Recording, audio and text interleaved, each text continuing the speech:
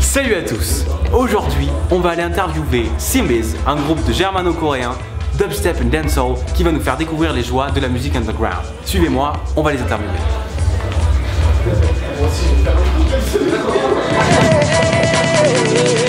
I am so stress-free from this painful world full of so much misery.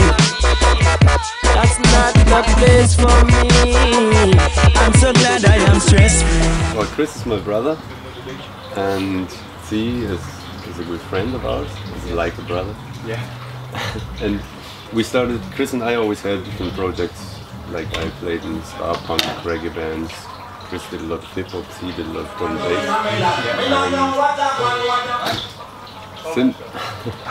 Symbiz was just like an aim to get the work of the two of us two brothers together, to combine it and have like a project together. Okay. And then we met Z. I think the basis is always reggae, no? It's like, because it's kind of the mother of bass music, and then around is all the different influences that we had. Yeah, it's like he comes more from a reggae ska background, and I come more from a hip hop background. But like as he said, I think all the bass music is kind of coming from dub and reggae, so we try to find new styles and experiment with everything. But I think it's always linked back to reggae. Okay.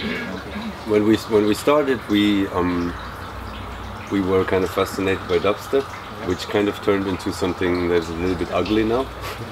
But we always try to incorporate things like new ideas if we hear something that is interesting, some new movement. Chris is actually always the innovator who brings stuff and says like, I have this idea,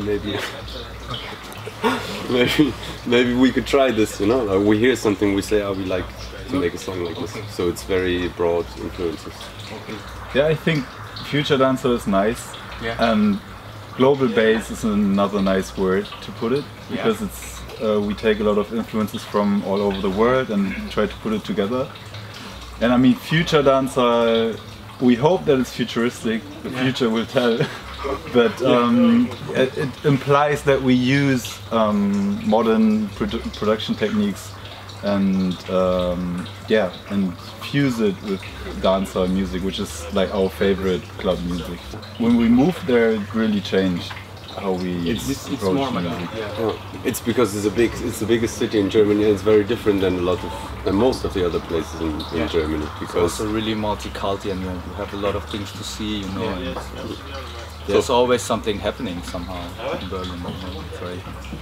Okay. Nice. So of course it influences you if you are able to see. The more things you can see, the more ideas you can have. No? Like if there's one concert a year, then you have less influence than you have 10 concerts every day.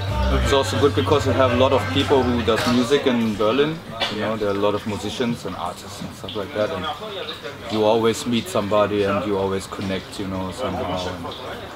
And it works really well, actually. So. Yeah, I think like the way it happens in Kreuzberg or in Berlin is very natural. It's not like, I mean, it's cool to meet people on the internet, but it's always great to meet them in person, and it happens more natural, and you build friendships through music, and just everyday life is very, very different from any small place, I would say. For example, you're talking about underground, you know, it's like you go to a jam session or something like that, with there's the band or something like that who's backing up some singers and rappers and stuff like that, and you go there and you always meet people there, you know. It's like, and sometimes you think like, wow, the singer is nice, you know, and then you start to work with him, or just talk to him, you know, and you see what's happening, you know. It's like, and that's really good in Berlin, you know, because you have like lots of people and a lot of artists and stuff like that. And No, but it's true. It's all the songs are in 145 BPM, because when we made this album, we kind of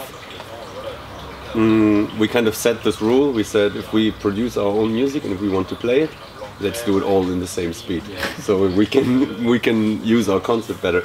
And the interesting thing was this was the only limitation a little bit, and it made it forces you to be creative, you know. You want to make a slow beat, so you try to make a slow beat, but in the same speed actually, or you make something that feels very fast. And I think around 140 is like the ideal tempo to really experiment with half time and double time. So because it's kind of on the edge of being fast or slow. It's really like it works in other genres too, like drum and bass when you go up to 180. But 140 I think is really like on the edge of you don't know if it's fast or slow. And, yeah. C is a good friend of a friend of ours. Yeah. And I met her when I studied, and she always said like, you need to meet C, and he's a very great singer, you need to play with him. And we never really did actually. And then one day we had a concert in the small basement place in the center of Kreuzberg somewhere, and then C just called and said, he just showed up, and he was freestyling the whole show. And after that, we never played without him. I mean, we try not to. Yeah. He's like really.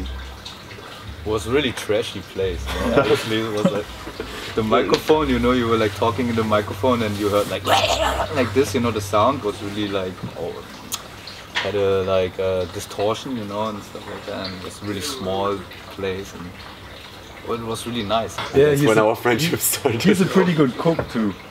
He does amazing stuff. He did beef jerky for the tour, like self-made beef jerky. Yeah, that's also what I do actually for the Puppet Masters, you know, because you asked me, I'm a member of the Puppet Masters. I cook for the Puppet Masters, you know. Okay, cool, nice. You're a singer cooker. No, for the Puppet Masters I only cook. Cook and clean, you know. Most of the features we did on the album, we had at least mutual friends who introduced us. And with that, the same friend who introduced C to us, she introduced La Méthode to us, and we didn't understand anything they were singing, but we liked the flows and the fast rapping, and they were actually really nice. I mean, we met them after that, and now they're like our friends from Maastricht. We were the year before. We were in Venezuela for like an independent music conference. Yeah. And there's these guys from Manchester. Namely, Ruth Daniels is this woman from Manchester, and she organizes this like a conference all over the world for independent music. And they were doing this in Venezuela, and we got invited to go there, actually by a band that has like a cultural center in Caracas. And then next year I went back and I wanted to record the song with this band.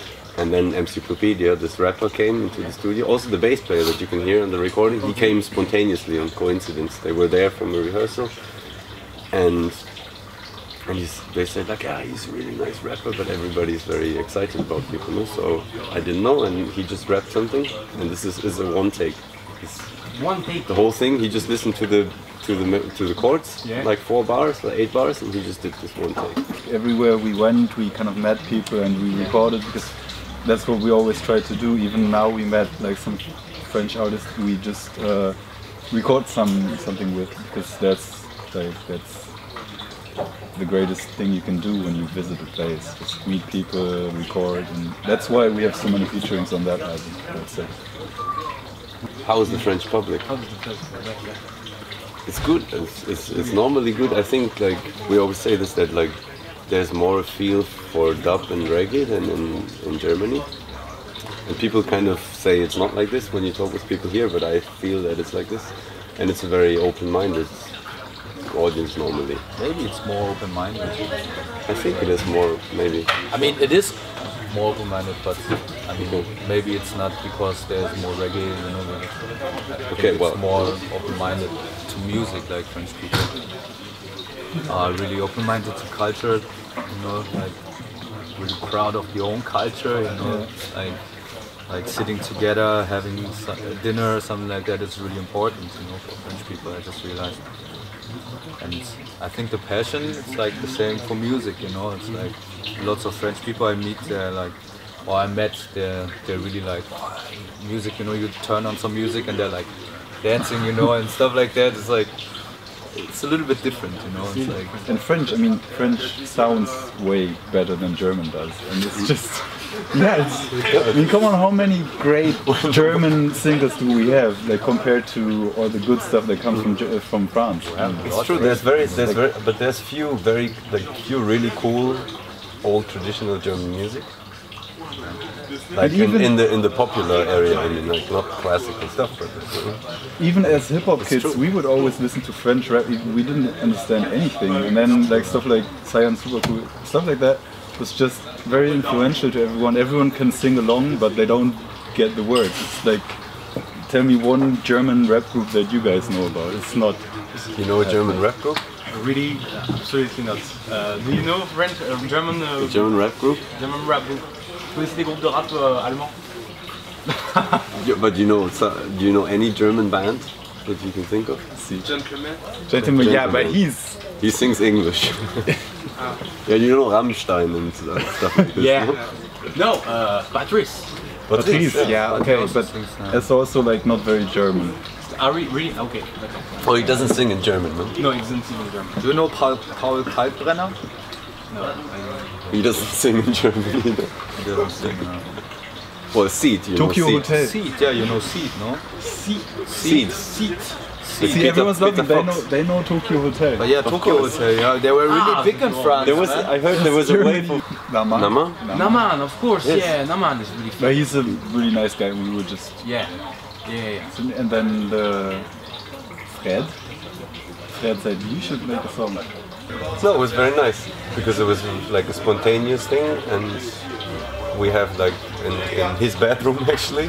We sleep in a small house in the garden. In his bedroom, we made a recording booth, just with a computer, the sound card, and the microphone, and of course we took the microphone on purpose. No? It was not a coincidence that we have microphones. We take it because then we can record stuff. We're working on the new album, but also if we meet somebody, we can record them too. Always. Okay. So it's Always be prepared. it's always. Oh, part let's of talk the about plan. the next album. Yeah, it's So really the good press to know is here. Everybody, today we're here to talk about the new album that is coming up.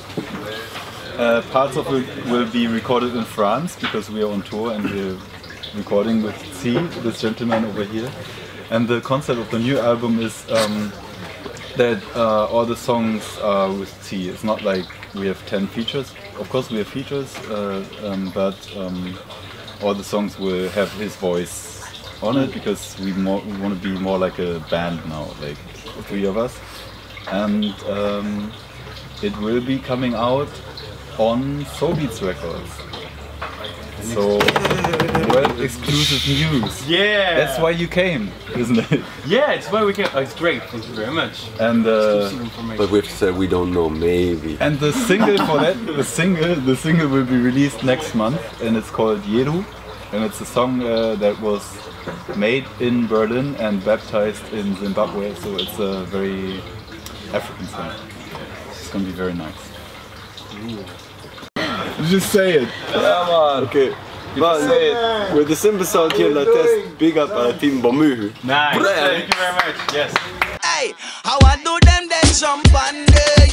Hey, me say we beat Babylon. Beat Babylon. Set the lyrics and melody and beat Babylon. That's why we murder jump on. Murder jump on. Set the lyrics and the melody and murder jump on. Just beat Babylon. Beat Babylon.